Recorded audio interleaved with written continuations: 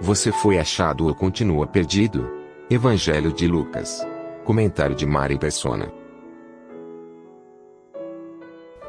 Eu e você sabemos o que significa ser um filho pródigo numa terra distante, pois nós nascemos assim, pecadores e longe de Deus, por causa do nosso pecado e da rebelião contra Deus. Sem perceber, nós passamos boa parte da vida na escravidão da decadência, como fala em Romanos 8, e obrigados a servir a alguém que nos priva até da comida destinada aos porcos. Esse alguém é o diabo. Mas nem todos se consideram perdidos até perderem as coisas que realmente valorizam nesta vida, como aconteceu com o jovem da parábola. Foi só depois de perder o dinheiro e os amigos que ele caiu em si.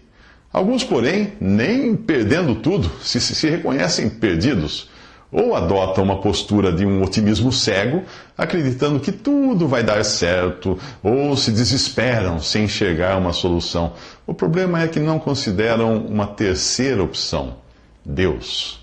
O jovem da parábola reconhece o seu estado arruinado, e ao invés de tentar recuperar o que perdeu ou mergulhar de vez na lama dos porcos, ele pensa nos privilégios de se viver na casa do Pai. Quantos empregados de meu pai têm comida de sobra, e eu aqui, morrendo de fome, diz em Lucas 15, 17. Então ele toma uma decisão: eu me porei a caminho e voltarei para meu pai, e lhe direi: Pai, pequei contra o céu e contra ti, não sou mais digno de ser chamado teu filho, trata-me como um dos teus empregados. Arrependido, envergonhado e humilhado, ele está pronto para voltar. E estando ainda longe, o seu pai o viu e, cheio de compaixão, correu para o seu filho e abraçou e o beijou. O que o filho faz? Diz a seu pai para tratá-lo como um empregado? Não, de jeito nenhum. Ele sabe que não é digno de ser chamado filho, mas, mesmo assim, é recebido como um filho arrependido. Ele diz: Pai, pequei contra o céu e contra ti, não sou mais digno de ser chamado teu filho. Só isso que ele diz. Porém, o pai diz aos servos: depressa, tragam a melhor roupa e vistam nele, coloquem um anel em seu dedo e calçados em seus pés, tragam um novilho gordo, matem-no, vamos fazer uma festa e comemorar. Pois este meu filho estava morto e voltou à vida, estava perdido e foi achado. A expressão "foi achado" aqui mostra que não foi o filho quem se encontrou, e sim o pai, que nunca desistiu de procurá-lo. Nesse exato momento, Deus está procurando por você e quer dizer a seu respeito: foi achado. Você já foi achado? Ou ainda nem se deu conta de que está perdido? Nos próximos 6 minutos, o pai corre para o abraço. Quando você assiste a um filme, não imagina como irá terminar. Se soubesse, não perderia o seu tempo assistindo. Cabe ao roteirista que escreve o enredo surpreendê-lo, introduzindo novos personagens, trazendo à tona segredos ocultos e criando reviravoltas para entreter você e o público. Como acha que Deus faria no filme que ele criou? Você acha que ele seria menos criativo que esses roteiristas? Existe um plano, sim, existe um roteiro nos estúdios de Deus e nada acontece por acidente ali. Você não pode julgar o filme enquanto não assistir até o fim, quando se dá o desfecho. É então que todos os fios da meada, que pareciam soltos, se encontram para formar uma perfeita trama. O filme que Deus escreveu ainda não terminou. Ele foi escrito antes da criação do tempo, quando foi também ensaiado pela divindade. O seu tema é o amor, e seus principais protagonistas são o Pai, o Filho e o Espírito Santo. E eles já ensaiavam o verbo amar desde eternamente. No mundo, Jesus orou ao Pai dizendo assim: me amaste antes da criação do mundo. Isso diz em João capítulo 17. Esse amor era tanto, mas tanto, que outros personagens foram convidados a participar do filme. E é aí que nós entramos, como o filho perdido da parábola. No enredo existe um novilho cevado, que é morto, figura do cordeiro sem mancha e sem defeito, preparado de antemão para ser sacrificado e conhecido antes da criação do mundo e revelado nesses últimos tempos. Isso nos diz Pedro em sua primeira epístola, capítulo 1. E se alguém me pergunta quando foi que Deus começou a me amar, Eu respondo que ele nunca começou, pois ele sempre me amou. Afinal, como teria preparado na eternidade um cordeiro para morrer por mim antes que eu existisse? Como teria escolhido a mim e a outros antes da criação do mundo para sermos santos e irrepreensíveis em sua presença? Em amor, ele nos predestinou também antes da criação do mundo para sermos adotados como filhos por meio de Jesus Cristo. Isso está em Efésios capítulo 1. Eu nunca teria chegado ao Pai se ele não tivesse me enxergado de longe, mas de muito longe, de uma eternidade de distância, e corrido me abraçar, como ao filho da nossa parábola aqui, estando ainda longe, seu pai o viu e, cheio de compaixão, correu para o seu filho e o abraçou e o beijou. Lucas 15, versículo 20. Não fui eu quem tirou o meu trapo imundo, mas o pai disse aos seus servos: depressa, tragam a melhor roupa e vistam nele, coloquem um anel em seu dedo e calçados em seus pés. Tragam um novilho gordo e matem-no. Vamos fazer uma festa e comemorar. Enquanto o filho pródigo era recebido com festa, o filho mais velho chamou um dos servos e perguntou-lhe o que estava acontecendo. Seu irmão voltou e seu pai matou o novilho gordo porque o recebeu de volta, são e salvo. O filho mais velho encheu-se de ira e não quis entrar. Então seu pai saiu, insistiu com ele, mas ele respondeu ao seu pai: todos esses anos tenho trabalhado como um escravo ao teu serviço e nunca desobedeci às tuas ordens. Mas tu nunca me deste nem um cabrito para eu festejar com os meus amigos.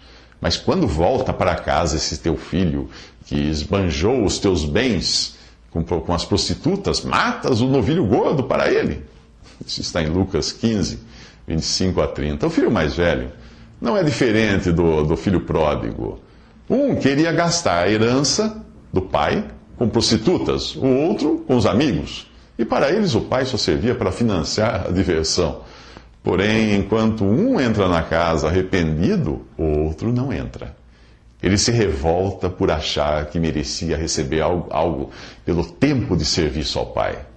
Mas o pai responde que, por graça, tudo já pertencia a ele. Meu filho, você está sempre comigo e tudo o que tenho é seu, fala o pai no versículo 31. O filho pródigo estava perdido por ser mau, gastador e baladeiro. O filho mais velho estava perdido por ser bom, trabalhador e caseiro. As mesmas qualidades que o fizeram recusar a graça do pai e a negar-se a entrar em sua casa.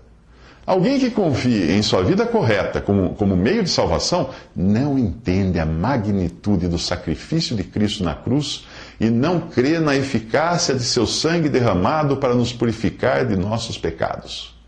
Ele acredita ser capaz de purificar-se a si mesmo.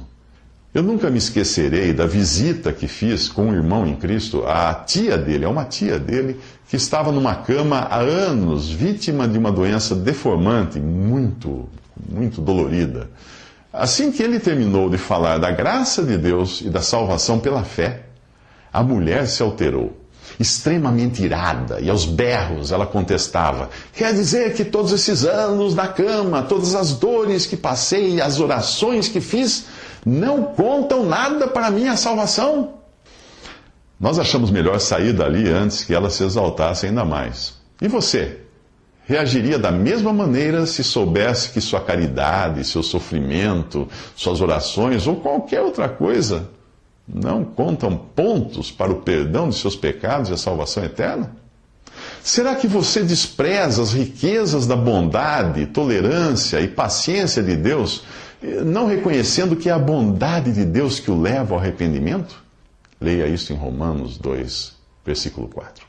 Jesus conta a parábola de um homem rico que decide demitir seu administrador. Ao receber o aviso prévio, ele se preocupa, pois já não tem idade para fazer trabalho braçal e teria vergonha de mendigar. Então ele planeja um esquema. Chama cada devedor de seu patrão e reduz a dívida para eles poderem quitá-la.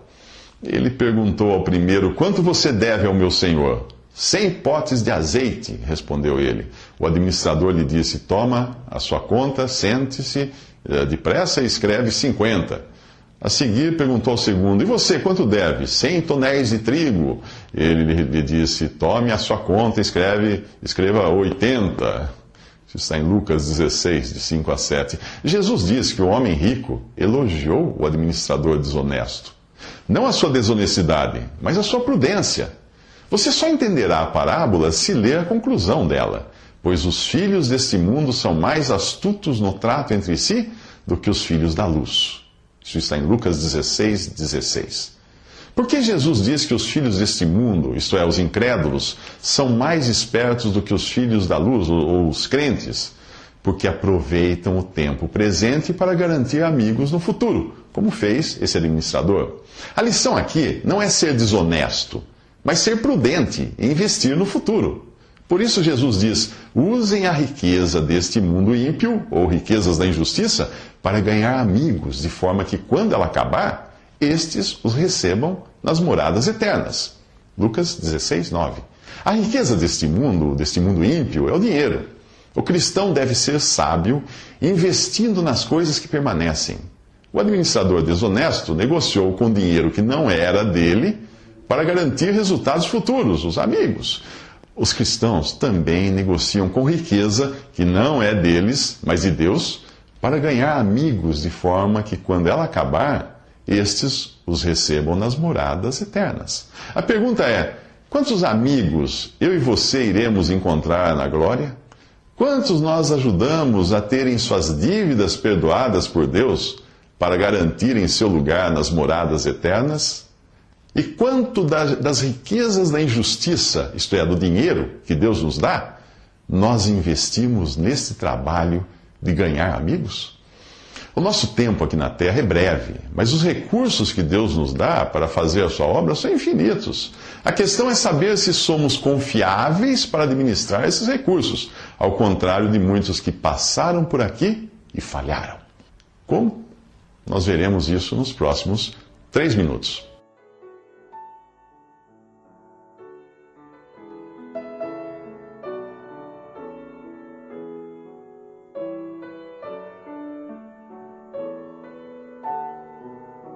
Visite Respondi.com.br.